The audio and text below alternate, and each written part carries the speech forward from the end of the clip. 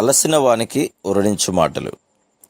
సహోదరుడు భక్తి సింగ్ గారి పరిచర్య నుండి సేకరించిన అనుదిన ధ్యానములు. జూన్ 12. యెహోవాను స్తుతించుడి, మన దేవునికి స్తోత్రగానము చేయుట మంచిది, అది మనోహరము, స్తోత్రము చేయుట ఒప్పిదము. 147వ కీర్తన 1వ వచనం.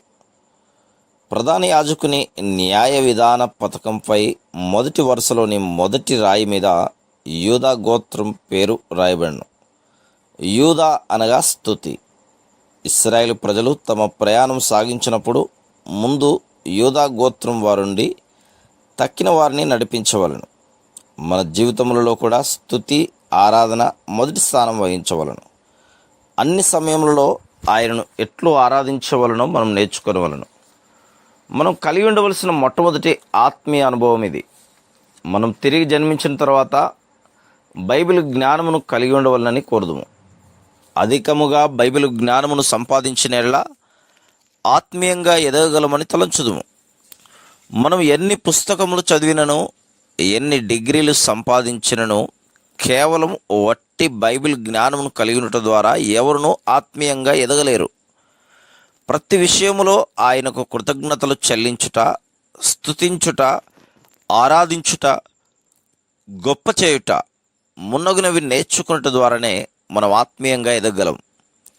నీవు దినమును ఆరంభించక మునుపు కొన్ని నిమిషములు ఎటువంటి విన్నపములు, మనవులు లేకుండా స్వచ్ఛమైన ఆరాధనతో గడపవాలను. ఆయనతో ఇలాగూ చెప్పుము: ప్రభువా, నీ యొద్దకు, నీ సన్నిధికి నీతో ఉండవలనని వచ్చితిని. నీ సన్నిధిని అనుభవించవలనని, నీ స్వరం వినవలనని, నీ మహిమా సౌందర్యములను చూడవలనని వచ్చితిని. నీవు ఆయన సన్నిధిని అనుభవించగానే రాజాది రాజైన ఆయనను ఆరాధించుము. ఆయన దయ, కనికరము, ప్రేమ, కృపలను బట్టి ఆయనను స్తుతించుము. ప్రతి శ్రమను బట్టి ఆయనకు వందనములు చెల్లించుము. నీ కష్టమైన జీవితమును బట్టి ఆయనకు వందనములు చెల్లించుము. కానీ బాధపడకుము, ఎందుకనగా దేవుడు ఎన్నడూ పొరపాటు చేయడు. నీ జీవితంలో ఆయన ఏది అనుమతించునో ఒక ఉద్దేశంతోనే అనుమతించును. ప్రతి విషయంలోనూ దేవునికి కృతజ్ఞతాస్తుతులు చెల్లించవలను. ఫిలిప్పీ 4:6. మన ప్రభువు మనల్ని ఏ విధమైన కష్టమైన పరిస్థితులలో ఉంచినను, అనారోగ్యమైనను, పేదరికమైనను, ఎట్టి శ్రమ అయినను, ఇంకనూ మనం ఆయనను స్తుతించి ఆరాధించి గొప్ప చేయవలను. ఎందుకనగా ఆయన ఒక ఉద్దేశంతోనే అన్ని పరిస్థితులను అనుమతించును. మనం ఎంతగా ఆయనను ఆరాధించుదుమో అంతగా ఎదగలం. స్తుతి, ఆరాధనలే విజయ రహస్యములు. ఎట్టి యుద్ధము చేయకుండానే యూదా వారి శత్రువులు నాశనం చేయబడిరి. ఎందుకనగా వారు దేవునికి స్తుతిగానం చేయుచు యుద్ధమునకు వెళ్ళిరి.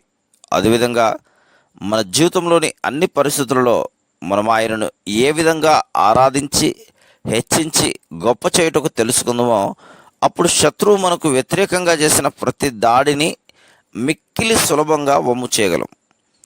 అనేకులు తమ బైబిల్ జ్ఞానము, ఉపవాసము లేక దీర్ఘ ప్రార్థనల ద్వారా శత్రువును ఓడించుటకు ప్రయత్నించరు. వారు అటువంటి సాధనములు ఉపయోగించడం ద్వారా శత్రువును ఓడించలేమని త్వరలోనే తెలుసుకుందరు మరియు తామే ఓడిపోదురు. ఆ విధంగా ప్రభువును ఆత్మతోనూ సత్యముతోనూ ఆరాధించి స్తుతించడం ద్వారానే శత్రువును ఓడించగలమన్నది మొట్టమొదటి ఆత్మీయ పాఠమై ఉన్నది. యోహాను సువార్త 4:24, 34వ కీర్తన మొదటి 3 వచనాలు, కీర్తన 89:1, 104 కీర్తన 33 వచనం, 105వ కీర్తన 5వ వచనం. Praise the lord.